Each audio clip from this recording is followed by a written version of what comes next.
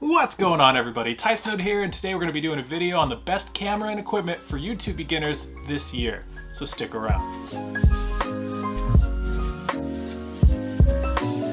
Welcome back, everybody. Tyson here, and like I was saying, today we're going to be doing a video on the best camera and equipment for beginner YouTubers this year. Now, with the holiday season around the corner, many YouTubers are going to be kind of looking for the best equipment that they can for starting a YouTube channel or for improving their YouTube videos. And so today I'm going to provide you with what my opinion is on the best camera for YouTubers this year, as well as some equipment, some essential equipment that you're going to need to make your videos better along the way. Now, if you're following along with my blog, I've written an article on blogging versus vlogging, which kind of goes into detail with more of the things I'm going to be talking about on this video today. So if you need any links for any of the products I mentioned, I will provide them down in the description box below, but know that you can also go to this blog post and get a full description for your vlogging gear as well. So with that said, let's jump right into it. First things first, we're talking the camera. In this case, I'm talking the Canon EOS M50, and I'm not going to be able to show it to you honestly because I'm recording with it right now. So the Canon M50 is probably what's considered the best YouTube beginner's camera of all time. Regardless of where you go, you're going to get high reviews on this camera no matter what. Reason for this is that it's got great HDR, high dynamic range, it's got a flip around screen, it has good sound, it comes in a creator's kit, which comes with a shotgun mic and an SD card built in right into the kit. And you're gonna get it for a pretty reasonable price, coming in at around $600 to $700 depending on when you get it. Once Black Friday rolls around, you'll probably even get it for a lot less. So as I was saying, the Canon M50 has great HDR, which is high dynamic range. It's, how well I show up versus the background. If you're gonna be doing a lot of stand, point and click, point and shoot style videos, you're probably gonna have enough lighting in your room that you don't necessarily need to worry about the HDR, but it is a good thing to note for this camera versus some of its competitors. Another good thing is the flip out screen, so you can actually see what you look like, make sure you're in focus, make sure the picture is good. Overall, it is a really nice camera, really clean, really easy to work with, all the settings you need, and if you're looking to upgrade from your phone, it's definitely the option I would go with. If you have any questions about the camera specifically, leave them down in the comments below and I will gladly get back to you. So if you haven't heard, the GoPro Hero 9 just dropped and it looks like a pretty solid vlogging option. Now, historically, GoPro has struggled with a few things, be it battery life, low light settings, and HDR.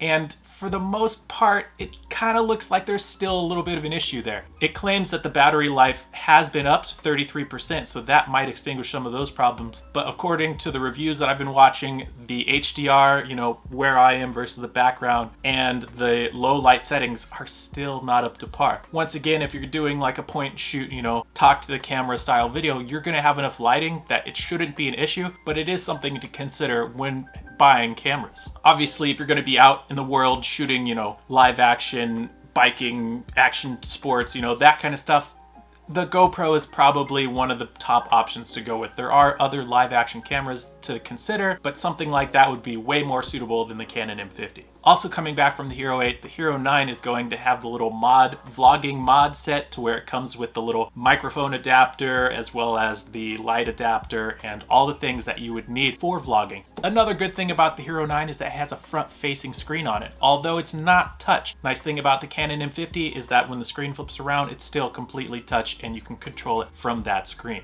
All in all, the Hero 9 does look like a strong option for new beginner YouTubers. One other camera option for YouTube beginners is the Sony ZV-1. Now, the ZV-1 does look like a solid camera. It's totally compact, very small, fits in your pocket, lightweight, has the flip out screen, has good sound, HDR, has a lot of good options, but it has a fixed lens. So the problem with the fixed lens is that when you're shooting in video mode or even in 4K, it gives you a super cropped screen. We're zoomed in. You're gonna have problems holding the ZV-1 far enough away to get all the things that you wanna get within your shot. So once again, the Canon EOS M50 is still the best camera for YouTube beginners this year. And we're talking 2020 and 2021, as far as I know right now. Okay, so if you don't buy the creator's kit and you don't get the mic and the SD card, these are some things that you're definitely going to want to pick up. Now, the onboard sound for the Canon EOS M50 doesn't sound too bad. If you check out my video here, I actually did a review of this side by side with my cell phone, and it's not terrible, but you are going to want a mic to really enhance the sound. In this case, we're going to look at Rode mics. Seem to be the most popular. Once again, that's what comes in the creator's kit. That's what I'm going to recommend for you for buying separately if you must. A Rode mic, or even a lav mic, a lavalier mic like this one that you would pin on your shirt. Both great options. The lav mic is going to be obviously cheaper, but will have a little less functionality than the shotgun mic. Now, as I was saying, an SD card also comes in the creator's kit. You will need an SD card. It's only a 32 gig SD card in the creator's kit, and that's fine, but I guarantee you, you will need more. 64 gigs, 128, something like that. You're also going to want to get an external hard drive because making videos takes a lot of space. An external hard drive isn't going to come in the creator's kit, but it is something you're going to want to pick up. I've already gone through 2 and I'm only 8 videos in. So I'll link one of those down in the description box below. Okay, so one thing that you may want that I haven't purchased yet, but I really want to, is a vlogging lens. So the 11 to 22 millimeter lens, which I'll link down in the description box below, creates the famous blurry background lens. It'll keep you all in focus. It's got a really shallow depth of field, so everything behind you is going to be blurry. It's definitely an upgrade from what the kit lens is, but it's not completely necessary, but something you really want to consider buying if you want that blurry background. Another thing you're going to need for your YouTube kit is a tripod. Now, the best tripod I could find that I actually bought myself is the Joby flexible tripod. It has the flexible legs, so you can bend in any position. If you're walking down the street, you can put your camera atop it and, you know, have it for your full-on vlogging handheld experience. Or if you have some kind of odd surface, or even if you're recording on your desktop, you can adjust the legs to stand it properly on any surface. It's definitely the best tripod you can buy, and one that I would definitely include in my beginner's YouTube kit.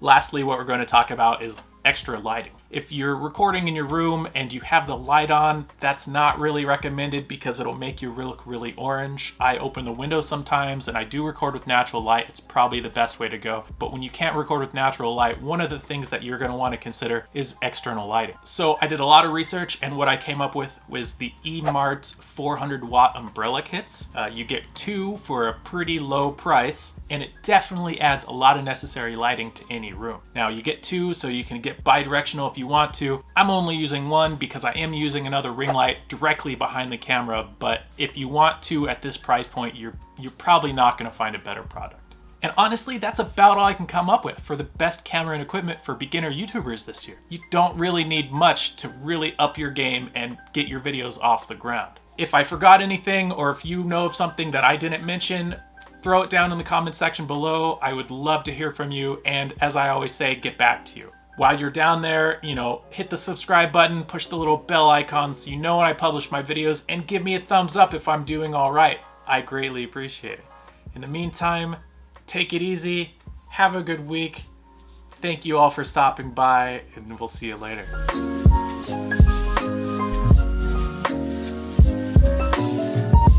What's going on, YouTube? Tyson. What's going on, YouTube? Welcome back. Now, if you're following along with my blog, I have written an article on blogging versus blogging. I can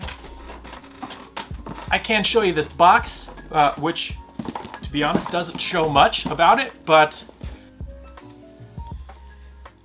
okay, it's late, but we need coffee.